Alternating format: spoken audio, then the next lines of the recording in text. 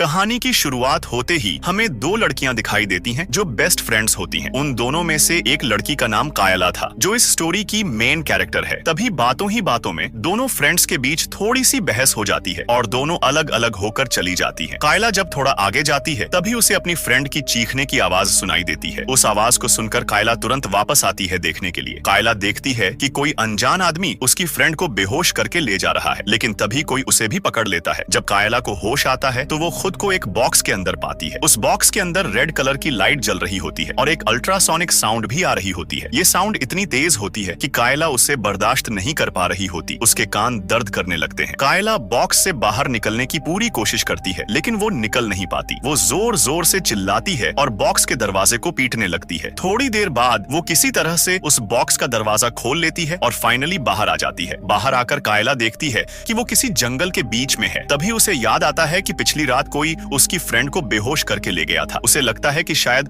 उसकी फ्रेंड को भी यहाँ लाया गया होगा, इसलिए वो जोर जोर से अपनी फ्रेंड का नाम पुकारने लगती है। कायला को कुछ समझ नहीं आ रहा होता। वो सोचती है कि मैं जंगल में कैसे आई, किसने मुझे यहाँ लाया। बचने के लिए वो इधर उधर दौड़ने लगती है। इसी दौरान कायला को अपनी ही तरह की दो और लड़कियां मिलती हैं। मतलब उन दोनों को भी किसी ने किडनैप करके यहाँ लाया होता है। दोनों लड़कियां भी एक दूसरे की फ्रेंड्स होती हैं। उनमें से एक का नाम होता है सिना। सिना कायला से पूछती है, क्या तुम्हारे पास मोबाइल फोन है? कायला को याद आता है कि जिसमें उसे बंद किया गया था, शायद उसका मोबाइल उसी बॉक्स में रह गया हो। जब वो चेक करती है तो मोबाइल वहाँ नहीं होता। मतलब जिसने उन्हें यहाँ लाया था उसने उनका सब कुछ ले लिया था। तभी अचानक कायला को फिर से एक अटैक होता है और उसकी आंखों के सामने अंधेरा छा जाता है। वो बेहोश हो जाती है। बेहोशी के दौरान कायला किसी और के दिमाग से लिंक हो जाती है। मतलब वो बेहोश होने के बाद भी सब कुछ देख पा रही होती है जो जंगल में हो रहा होता है। कायला देखती है कि एक आदमी जंगल में कुल्हाड़ी लेकर घूम रहा है। कुछ देर बाद जब कायला को होश आता है तो वो देखती है कि सिना वहाँ नहीं है, सिर्फ उसकी फ्रेंड वहाँ होती है। कायला उस लड़की से पूछती है, सिना कहाँ गई? वो यहाँ नहीं है। सिना की फ्रेंड कहती है, जब तुम बेहोश थी तभी वो यहाँ से चली गई। फिर वो लड़की कायला से पूछती है, तुम्हें क्या हुआ था? तुम बेहोश क्यों हो गई थी? ऐसे कौन बेहोश होता है? मैंने तो पहली बार देखा है। इस पर कायला कहती है, मुझे एक डिसऑर्डर है जिसकी वजह से मुझे अटैक आता है और मैं तुरंत बेहोश हो जाती हूँ। लेकिन तब यहाँ एक सवाल पैदा होता है, जब कायला बेहोश थी तब उसे किसी दूसरे के थ्रू रियलिटी कैसे दिखाई दे रही थी? वो बिल्कुल वही चीज देख रही थी जो वो एक्समैन देख रहा था, जिसके हाथ में कुल्हाड़ी थी। अब दोनों लड़कियां उसी डायरेक्शन में चल पड़ती हैं जहां पर सिना गई थी। थोड़ी देर चलने के बाद